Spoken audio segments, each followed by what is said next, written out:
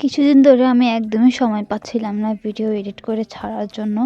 তাই আজকে আমি র‍্যান্ডমলি কয়েকদিনের ব্লগ একসাথে মিক্স করে আপলোড করে দিলাম। Hello everyone, welcome to my another brand new blog. আশা করি আপনারা সবাই ভালো আছেন এবং সুস্থ আছেন। আমিও আল্লাহর রহমতে অনেক ভালো আছি। তো সেদিন আমরা একটা কাজের পারপাসে কুমিল্লা বিশ্ববিদ্যালয়ের সামনে যাওয়া হয়েছিল। ভার্সিটির সামনে এভাবে ছোট ফুচকা সেল করতেছিল, যেটা দেখে আমি আমার লোভ সামলাতে পারি নাই। তো আম্মুকে বলাতে আম্মু আমাদেরকে এখান থেকে কিনে দেয়। তো সেখান থেকে আমরা ছোট ফুচকা খেয়ে একটু ঘোরাঘুরি করে বাসায় চলে এসেছিলাম। অনেককেই দেখি যে কুমিল্লা বিশ্ববিদ্যালয়ে ভিজিট করতে আসে, but I think it's a wide subject, তাই না? আরেকজনের ভার্সিটিতে কিভাবে অন্য আরেকজনে ভিজিট করতে আসে বা ঘুরতে আসে, সেই জিনিসটা আমার কাছে অনেক এম্বারেসিং লাগে। তো এই তো আমরা ছোট ফুচকা খেয়ে যখন মানে গাড়ি দিয়ে আমরা রওনা হব, তখন দেখি যে আমাদের ড্রাইভার নাই, সে কই জানি চলে গেছে। তো গাড়ির সামনে দাঁড়িয়ে ড্রাইভারকে কল দিলাম, ড্রাইভার বলতেছিল যে সে আসতেছে।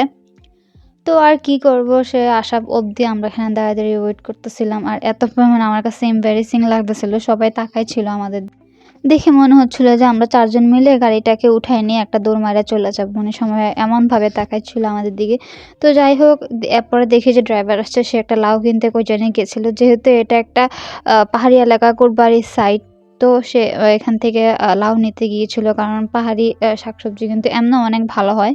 তো যাই হোক, উনি আসাতে উনি বলতেছিল যে লাউ নিতে গিয়েছিল তাই দেরি হয়েছে। তো আর কি বলবো, যাক, এই তো আল্লাহর নাম নিয়ে আমরা সুন্দর করে এবার রওনা হয়ে গেলাম। আমরা এখন ডিরেক্ট বাসায় চলে যাব।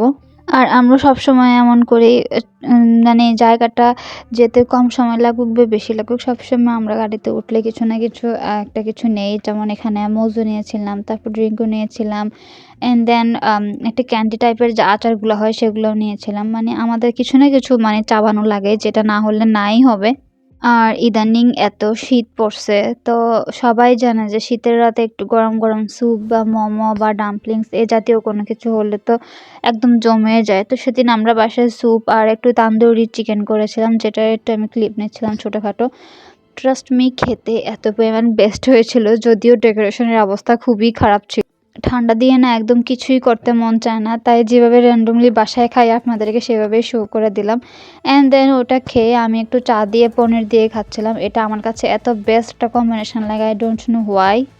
অনেকেই এই কম্বিনেশনটা লাইক করে না, বাট আমার কাছে খেতে এত ভালো লাগে, তাই আমি প্রায় সময় এটা ট্রাই করি। আর আমার জন্য অ্যাকচুয়ালি বাসায় পনির এনে রাখা হয়, যেহেতু এটা আমিও সচরাচর খাই। অ্যান্ড দেন পরের দিন এরপর আমি পরের দিনের ক্লিপটা শেয়ার করছি আপনাদের সাথে। সেদিন দুপুরবেলা আম্মু একটু বিরিয়ানি রান্না করেছিল, একদম হাজি বিরিয়ানি টাইপ হয়েছিল। এটা এত মজা হয়েছিল খেতে। তো আমরা ভাবলাম যে সেদিন আমরা সবাই মিলে কেননা এক প্লেটে খাই। তারপর আমরা এক প্লেটে একটু বেড়ে নিয়েছিলাম, আর এটাই একটু খাচ্ছিলাম সালাদ দিয়ে। ট্রাস্ট মি, এত ভালো লাগছিল। একটু গরম গরম ধোয়া ওঠা এরকম হাজি বিরিয়ানি যদি দুপুরবেলা থাকে, আর কিছু লাগে?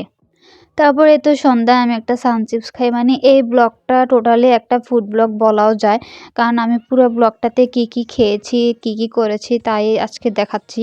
আর এর পরের দিন আমার নানাবাড়ি এসেছিল, যার কারণে আম্মু এরকম শিউলি ফুলের মতো ভাপা পিঠা মেক করেছিল। এটা কিন্তু ক্ষীরের ভাপা পিঠা। এটা খেতে এত মজা। আমি কিন্তু সচরাচর নারিকেল অথবা গুড় দিয়ে পিঠা বানালে খাই না। আমি অলওয়েজ ক্ষীরের এই ভাপা পিঠাটাই খাই, যেটা আমার কাছে অনেক ভালো লাগে। তাই আমার যেহেতু ভালো লাগে, এজন্যই আম্মু এটা বাসায় মেক করেছে। আম্মু জানে যে আমি নারিকেল অথবা গুড় দিয়ে মেক করলে এটা খাবো না। সো দ্যাটস আম্মু এটা মেক করেছে। আর এই তো ক্ষীরটা এত ক্রিমি ছিল, ট্রাস্ট মি, আপনারা বাসায় একদিন মেক করে খেয়ে দেখেন, এত ভালো লাগে বলার মতো না। অ্যান্ড দেন আমি একটু ফোন স্ক্রল করতেছিলাম, হঠাৎ করে আমার চোখে একটা কম্বো পড়লো, মানে কেকের কম্বো। তো আমার তো এরকম প্রেস্টে দেখলে একদম লোভই সামলাতে পারি না। তো এটা আমি স্ক্রিনশট মেরে আমার বাবার কাছে পাঠিয়েছিলাম আবার। তখন বাবা বললো যে খাবে, খেলে এটা অর্ডার দিয়ে নাও। তারপরে এই তো অর্ডার দিয়ে ফেললাম। এটা কিছুক্ষণের মধ্যে বাসায়ও চলে আসলো। আমার কাছে মানে খুবই ভালো লেগেছে খেতে, বাট এটাতে একটু কাঁচা কাঁচা ডিমের গন্ধ ছিল। তারা হয়তো কোনো অ্যাসেন্স ইউজ করেনি, যার কারণে এই অবস্থা হয়েছিল। বাট ডেকোরেশন এত সুন্দর ছিল, এত কিউট ছিল, সেটা আপনারা ভিডিওতে দেখতে পাচ্ছেন। আমার কাছে খুবই ভালো লেগেছিল। জাস্ট স্মেলটার কারণে খেতে একটু অকওয়ার্ড লাগছিল, জাস্ট এতটুকুই। যেহেতু এটা বাবাকে পাঠানোর সাথে সাথে বাবা আমাদেরকে নিয়ে দিয়েছে, তাই সেই খাতিরেও কিন্তু আমরা এটা খেয়ে ফেলেছি, আর নষ্ট করিনি। তো যাই হোক, এটা সেদিনকার রাত্রে ছিল। রাত্রে আর কোনো খাবার খাইনি। এই কেকটাকে সুন্দর করে সবাই মিলে আমরা খেয়ে ফেলেছিলাম। অ্যান্ড দেন সেটা ছিল নেক্সট ডেতে সকালবেলা। এটাকে আই থিঙ্ক জাপানিজ অ্যাপেল বলা হয়। আর রিয়েল নামটা কি আমার অ্যাকচুয়ালি এখন এই মুহূর্তে মনে পড়তেছে না, তার কারণে আর বলতে পারলাম না। এটা খেয়ে না আমি কোনো টেস্টই পেলাম না। ট্রাস্ট মি, আমার কাছে কোনো ফ্লেভার, কোনো স্বাদ কিছুই লাগেনি। এমনকি কোনো স্মেলও আমার কাছে লাগেনি। তো যাই হোক, সকালবেলা এটা খেয়ে তারপরে আম্মু এখানে আমাদেরকে হাঁসের মাংসের সাথে একটু ছিটা-পিঠা দিয়েছিল। যেহেতু আমি একটু হাঁসের মাংস কম খাই, তাই আমি ১ পিস নিয়েছিলাম একটু টেস্ট করার জন্য। তো এই ছিল আমার আজকের ভিডিও। ভিডিওটি কেমন লেগেছে অবশ্যই